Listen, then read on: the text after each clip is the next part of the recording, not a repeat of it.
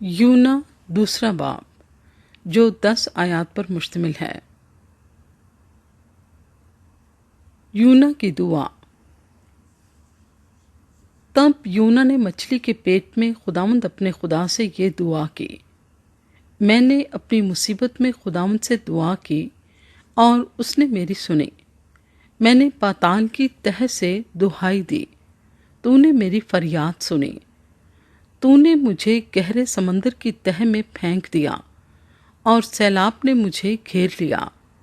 تیری سب موجیں اور لہریں مجھ پر سے گزر گئیں اور میں سمجھا کہ تیرے حضور سے دور ہو گیا ہوں، لیکن میں پھر تیری مقدس ہیکل کو دیکھوں گا۔ سیلاب نے میری جان کا محاصرہ کیا، سمندر میری چاروں طرف تھا، بحری نبات میرے سر پر لپٹ گئی، میں پہاڑوں کی تہہ تک غرق ہو گیا، زمین کے اڑبنگے ہمیشہ کے لیے مجھ پر بند ہو گئے۔ تو بھی آئے خداوند میرے خدا، تو نے میری جان پاتال سے بچائی۔ جب میرا دل بےتاب ہوا تو میں نے خداوند کو یاد کیا اور میری دعا تیری مقدس ہیکل میں تیرے حضور پہنچی۔ جو لوگ جھوٹے معبودوں کو مانتے ہیں وہ شفقت سے محروم ہو جاتے ہیں۔